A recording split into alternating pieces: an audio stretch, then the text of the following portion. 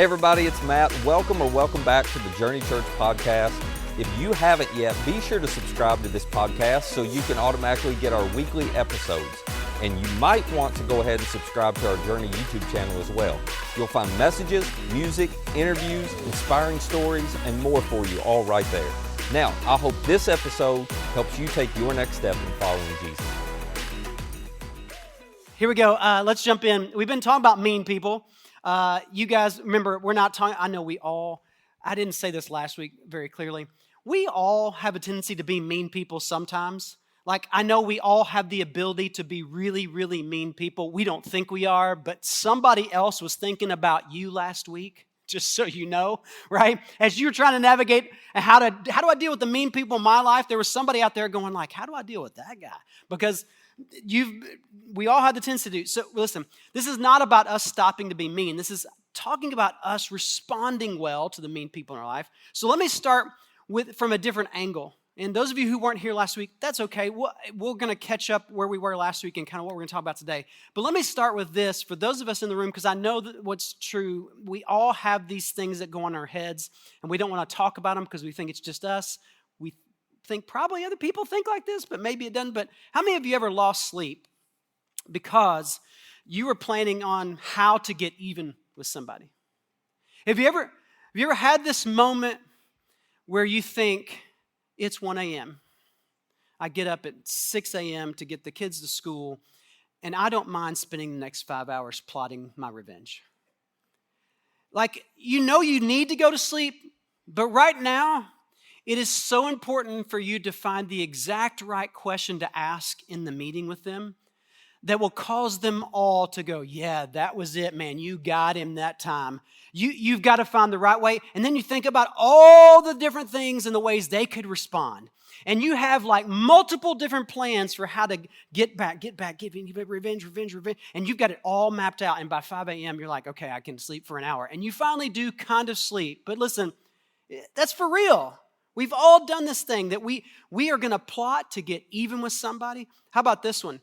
Have you ever gotten even with somebody and then later wished you hadn't done it? Have you ever had that moment of regret where, man, you got them good and everybody knows you got them good and you walked away and, man, it didn't feel like I thought it was going to feel. I didn't get the satisfaction out of it, and honestly, their reaction and the way they responded, I was like, dang, I might have gone a little too far. Have you ever had that reaction? I hope if you've ever gotten even with somebody that you had this reaction. I hope you didn't walk away and be like, yes, let's do that again next week. Let's repeat, right? But this is the problem with mean people. Let me just go back to what we kind of talked about last week and let me catch everybody up. If we aren't prepared, then mean people in our lives will gain a measure of control of our lives. Because the mean people, how we respond to them, they'll get some control of our life because we suddenly become like them. You want to get even? You can get even with a mean person pretty quickly, pretty easily. But to get even with them means that you're even. It means you're now the mean person you didn't want to be, and you become like the person that was already, you was like, man, I don't like them, and you're coming, right? They got control over you. Your emotions, how you responded, what you ended up doing, how well you slept. They got a lot of control in our lives. So we have to be prepared for these moments that we know are all coming. But let's be honest, it's difficult, isn't it? It's difficult to be good to somebody who isn't being good to you. That's where we catch ourselves. And remember last week, I kind of put you, it's either one. You either get mean right away, right? You respond with meanness and man, you get mean right back. You plot your revenge, you get even. Or you try to ignore it, you ignore it. And at some point, all of that meanness comes out on somebody in your life because we're just not really good at knowing what to do about this mean person thing. So let me catch us back up in the story we were in last week. We talked about a story from David. Now remember, we had a guy named Nabal, and Nabal returned evil for David's good, okay? Remember, Nabal was a wealthy landowner, thousands of sheep, thousands of goats. They were all over the pasture side, and David and his men are out camping in the wilderness. Remember, David is being chased by King Saul, the king of Israel, and David and his men are hiding out, and they're out in the wilderness. They don't have the farms and stuff from back home to support them. They're living off the land, literally. They're looking for a little bit of help from Nabal. They protected his sheep when they were out there near him in the fields, and they kind of defended it. And they come back and ask for Nabal to give him, hey, Nabal, could you offer us anything in return for the niceness of how well we treated all your men out in the pasture with all your sheep, and everything was great out there with us? And he's like, no, not at all. I don't even know who you are. You're a crazy person. You're just out in the wilderness. Whatever, nothing. And then David decides, well, if that's the way you're going to treat us, then we will bring back evil. And remember, David brings 400 men. He says, grab your swords. David himself brings his sword. He's taking it quite personally. He is going to wreck Nabal's life. By wreck his life, I mean end it. I mean, he's going to end everything. And remember, David in this story has gone from just making it personal to all the way to saying, God, if by morning there's anybody alive left in Nabal's household, then hold me accountable, right? David makes a promise to God, I'm going to kill them all, and if I don't, you can hold me accountable for it. And this is where we land. There's no good choice within this. Remember, does anybody remember all 4 questions I gave you last week? Man, I would give bonus points if anybody want bonus points this morning? Anybody remember question number 1 from last week? Anybody remember? Why do you want to get Nobody's even got the answers this morning. That's sad. I thought it was Matt that was bad at this, but it's me too, right? Do you want to really be even with someone that you don't even like? That was question number 1. And question number 2 is, wouldn't you rather be ahead, right? Question number 3 is, what kind of story do you want to tell someday out of this? What kind of story do you want to tell when you look back on this moment and you have to tell it because it's become a story now? How do you want to tell about how you responded? And the last question that I told you to reflect on was, what would it look like to return good for evil? So here's how the story is going to wrap up. And here's what I want to show you about the story that makes it so helpful for us all in the middle of dealing with mean people. Abigail, Nabal's wife. Here's how it starts. One of the servants told Abigail, Nabal's wife, David sent messengers from the wilderness to give our master his greetings, but he hurled insults at them. Abigail, you get it. Your husband, he's a dummy, right? But I need to catch you up because bad things are happening. Keep going. And yet these men were very good to us. David's men treat us really well there in the wilderness. Like, we got no complaints. We were out there with thousands of sheep and they didn't steal any. They didn't threaten us. They didn't nothing. Everything was good. They did not mistreat us. And the whole time we were out in the fields near them, nothing was missing. Remember, that's what David told Nabal to his face. David's messengers went to Nabal and they told him, look, we didn't mistreat anybody. You ask your own servants. We didn't steal anything. We didn't take, and listen, and everything was kept safe. All the good that we've done for you, Nabal, this guy is reporting back to Abigail. So this must be true, right? Continue on the story. Night and day, David's men, there were a wall around us. The whole time we were herding our sheep near them. Now think it over and see what you can do. Keep going. Think it over, Abigail, because disaster is hanging over our master and his whole household. He is such a wicked man that no one can talk to him. And Abigail acted quickly. This is interesting, isn't it? Nabal's such a foolish man. David, he is coming to wreck life for everybody. And Abigail gets this warning. And this is what I think is unbelievable about this story. Abigail in this story really doesn't have a solution, but she acts. She acts quickly. In fact, they were like, hey, you think it over what you're going to do because we don't know what to do. David with 400 men is coming to kill us all. What do you got, Abigail? Hope you got something. And Abigail's like, I don't know what to do, but I'm going to act. I'm going to do something quickly. And here's what we're not going to read. We're not going to do the laundry list of things, but I think this is interesting. Abigail goes straight into mode of offering gifts. She gets 200 loaves of bread, 2 wineskins full of wine. She's got like 100, I don't know what clusters of raisins look like, but that sounds awesome to me. I love raisins, right? There was even one in there, there's something about 100 raisin cakes. And I'm like, raisin cakes? Okay, now we're talking. Like, she puts together this food. However, When you finish the laundry list of everything that she got together quickly, here's what you suddenly realize if you do the math.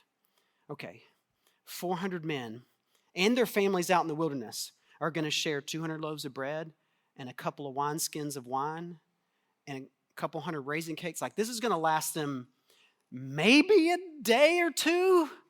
Maybe a day or two. Like, we're not talking like she put together a month's worth of supplies to send out and be like, just go, just leave. Here's enough for you guys to exist on for the next month. Just don't come back. This was literally like, what can I get together really quickly? What's something small I can bring to the table because I don't have much of a chance here. Now, remember we talked about last week how David is bringing these 400 men, and it's a little bit of an overreaction to what Nabal has done. Let's just go back and remember where we were emotionally last week. And if you weren't here last week, let me just catch you up. Nabal did not hire David. David was not anybody that Nabal was like, hey, David, I hope you keep my stuff safe. Let's have a little agreement here. There was no agreement on the front end. David, just being David, decided to be nice to the people out in the shepherd. And because David has to take care of all these men and their families who are with him, supporting him, while the king is trying to kill off David and these men, David feels responsible for him. So he thinks, well, I've been nice to Nabal's men. Maybe he would give us a gift and help us through maybe the next couple months as he celebrates his generosity here. Maybe he would celebrate by giving some to us, and he asks and he gets a no. Just stop for a minute and consider. David gets personally offended. David should expect nothing from Nabal.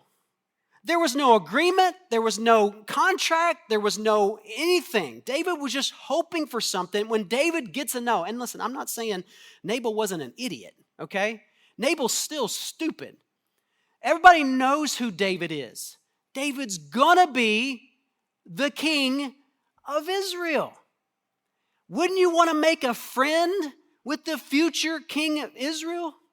Wouldn't you want to be nice to a couple hundred guys who are hanging out outside your fences looking at your sheep going, dude, we could take them anytime, right? Anytime we want, we got them. Wouldn't you want to make a friend? No, but he doesn't want to because he's a fool. He's an idiot. But in this moment, David has overreacted, and Abigail has no army. She has no great supply of stuff to give them. She has nothing to offer. What can she do quickly? I'll tell you what I can do quickly. I've got this sitting over here and this over here. Just gather it all together and put it together. And Abigail, in this moment of absolute sheer, like, what, maybe this will work, puts it all on some donkeys, and she rides them out, and she's at the back of the group. And so David and his men, they come down the hill, and they see all these supplies coming on these donkeys, and they're like, okay, this is interesting. And they're heading off to kill people, right? And then at the back, David sees Abigail riding to the front. What's Abigail going to do in this moment? How do you go face to face with a guy and 400 men with their swords ready to kill? What do you do with that? How do you meet up with a mean guy and his army? You bring a couple of raisin cakes? I hope you like them. They're homemade.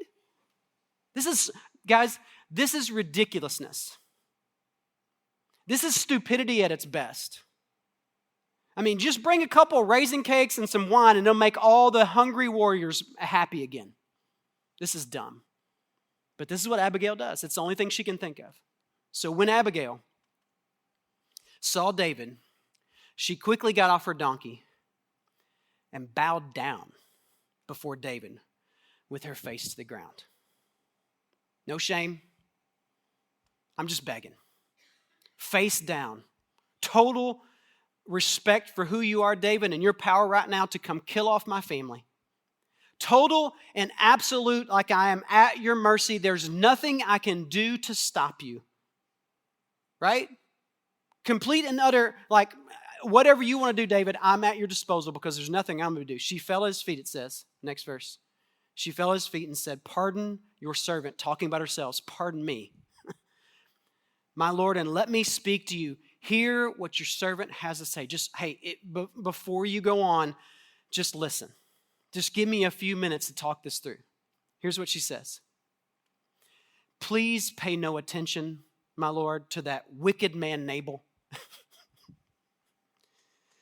listen, we all know.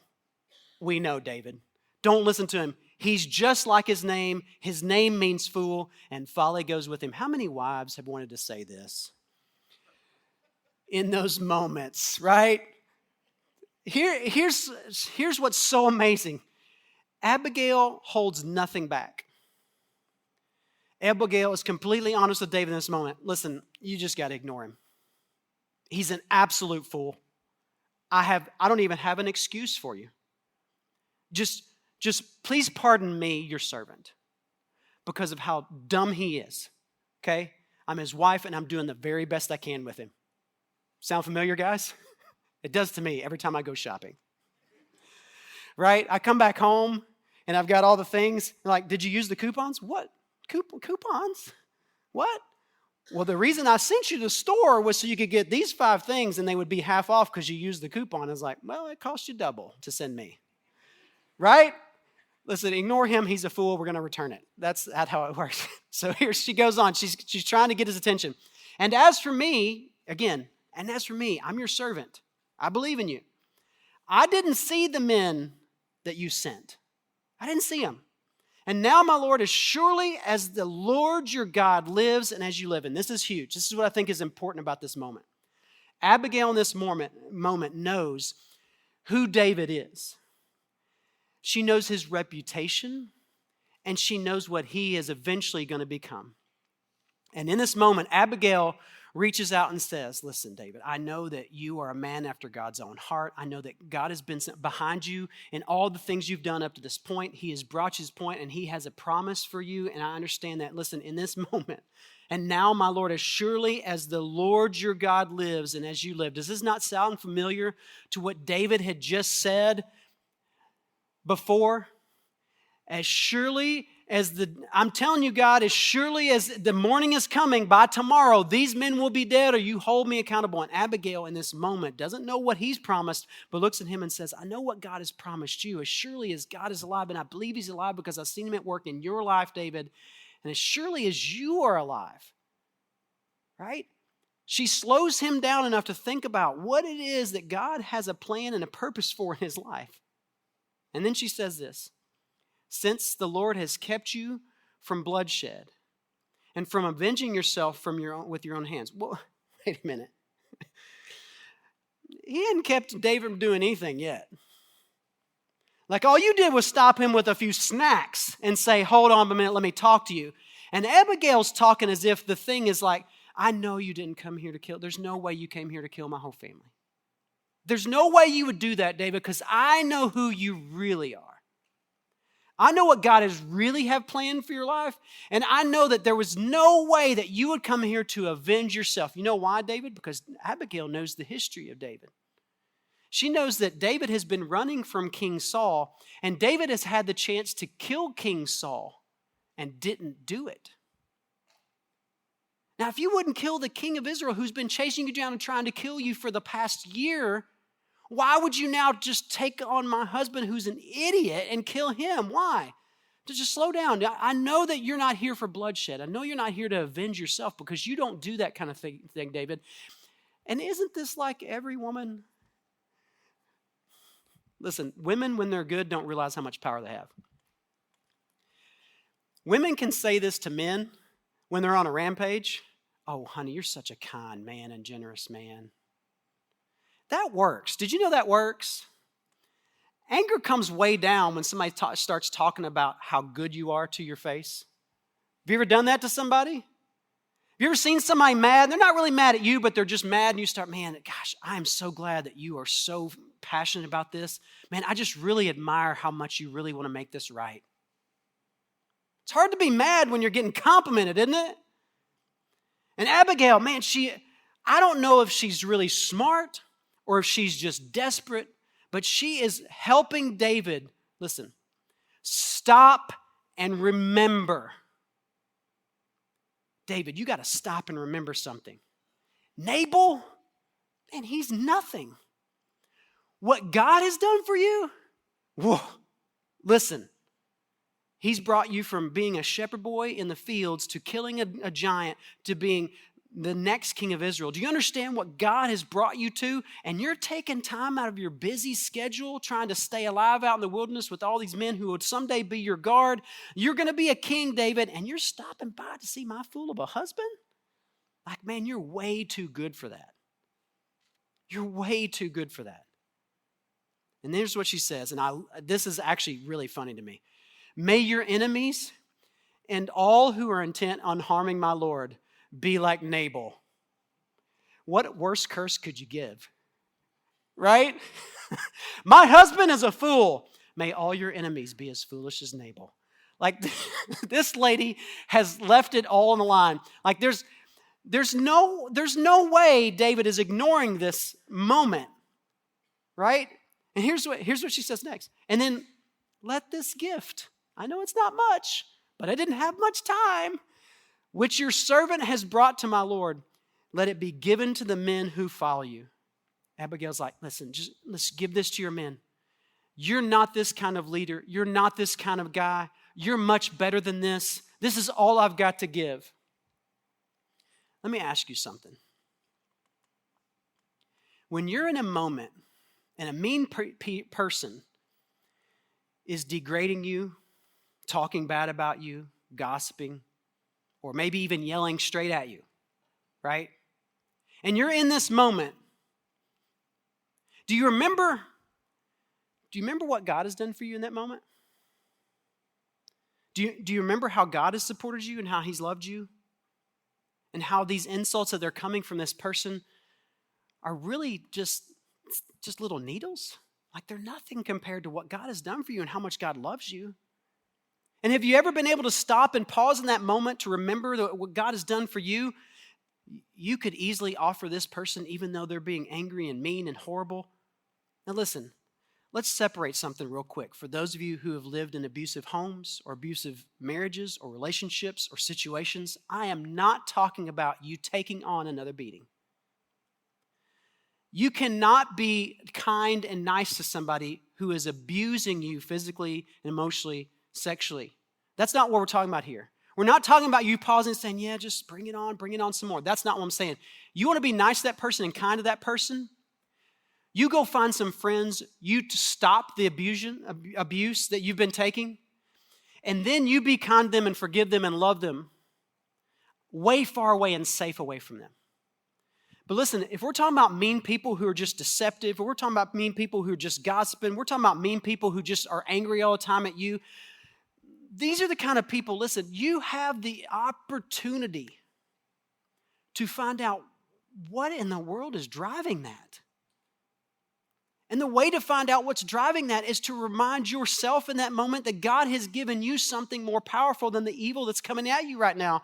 And you don't have to be a party to it. The evil that's coming at you is not as powerful as the God who lives in you. And in this moment, I think Abigail wants to look at David and be like, why are you even wasting your time with this fool? He's nobody. David, he's nobody. He doesn't mean anything. He can insult you all he wants, but it doesn't mean anything. What God has promised in your life is going to come true. Look what she says next. When the Lord has fulfilled for my Lord every good thing, listen, when the Lord brings my Lord David to the throne, he has promised concerning him and has appointed him over Israel. Keep going. My Lord will not have on his conscience the staggering burden of needless bloodshed, of having avenged himself.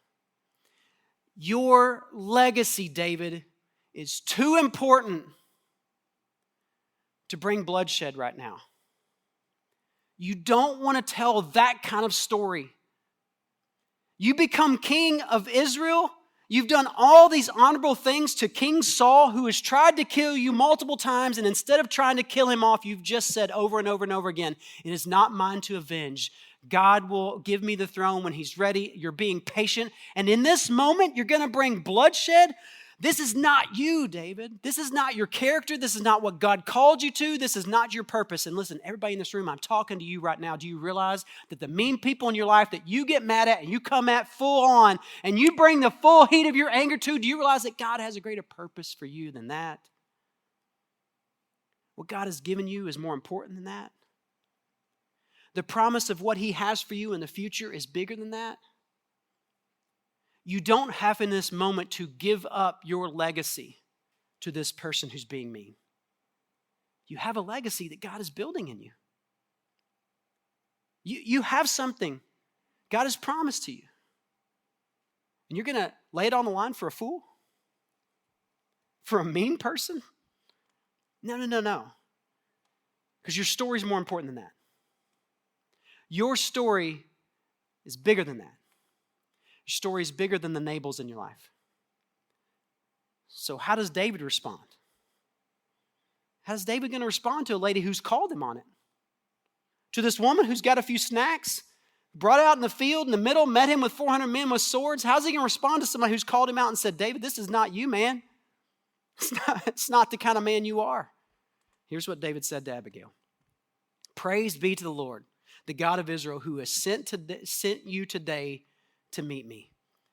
How many? You don't have to raise your hand, but how many of you wish that before you'd said what you said, that Abigail in your life had showed up and said, hey, don't do it. It's not going to be worth it. How many of you are hoping Abigail shows up this week because what you're about to say, what you've been planning to say because you couldn't sleep last night, right? In this moment, David recognizes, man, this is God. I thought I had God with me about an hour ago when I made the decision to bring the guys with swords, but now I'm realizing, no, wait a minute. God, Abigail, you've been sent by God. Abigail, you're helping right now. And he says this to her, may you be blessed for your good judgment and for keeping me from bloodshed this day and from avenging myself with my own hands. Thank God you were here, Abigail, because you're right. I shouldn't be looking to give evil for Nabal's evil because I have too much good from God to offer him evil. And this is what we come down to. How do you offer good for evil? How do you even do that? Is that even possible? Is it possible to offer evil, mean people good? Here's what I think it means. I think it just means we have to pause and remember what we have from God. And then secondly, it doesn't mean we have to take a lot. Abigail didn't have a lot. What Abigail took with her was enough. She was just going to be kind where nobody else was being kind. She was just going to be good in a way that nobody else is willing to be good. And when you're good in a way that nobody else is willing to be good, it looks like you're being amazing. It looks like you're a hero. Who's the hero of the story? Is it David? Heck no. It's Abigail. Abigail was the only one who did anything good. She did good for David. I ain't got much, but you can have these supplies. And she did good for her fool of an evil husband, Nabal, and kept him from getting killed. That's a good person. How did she figure that out? She took time to figure it out. And here's what I think is most the problem when we face, at least I think this is mostly the problem when I face mean people. I don't know what your problem is. Maybe your problem is this too. I just want the easiest way out, and the easiest way out is for me to get even with them and I'll feel better. Instead of stopping and pausing and thinking, what's the good thing to do? Oh, I don't want to do that. God, that would be, that's going to take energy. It's going to take time. It's going to make me look like I like them. Yeah, just do the good thing though. Because here's what. Wouldn't you rather be ahead?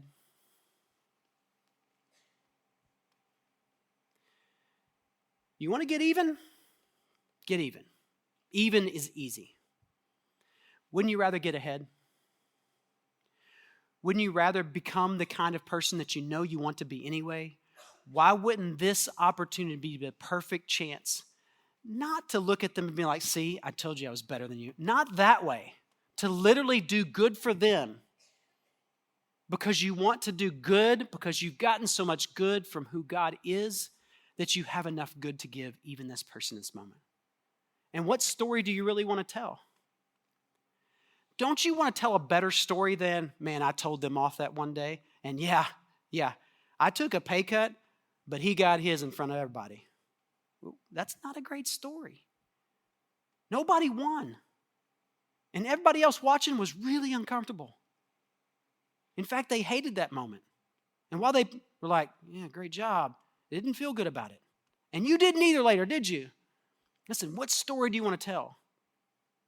I wonder if we're just not thinking long-term enough. I want what's easy. I want what's right now. And then lastly, what would it really look like to return good for evil? For the people that you're thinking about right now, for the mean people that you have to address this week, for the mean people maybe in your family. Holidays are coming, guys. For the mean people at your work, for the mean people next door, for the mean people down the street, for the mean people on social media. What does it look like to return good for evil? Let's get creative for a second. Just think about the things that you appreciate from somebody. Get them a gift card when they don't deserve it. Offer to help them with that project that they keep complaining about. Put just a little more time and energy into the morning to going around and saying hi to somebody who looks like they're angry and they're mean to everybody at lunch. And you're just going to say, hey, good morning. Hey, good morning. Yeah, good morning. Just letting you know, I think it's a pretty good morning. We got a good job. I'm going to keep doing my work. Whatever it is that's good, offer it to them. You don't have to control their response. You don't have to feel like you've got to change their life. You don't have to feel like anything is supposed to amazing happen, but you get to tell the story.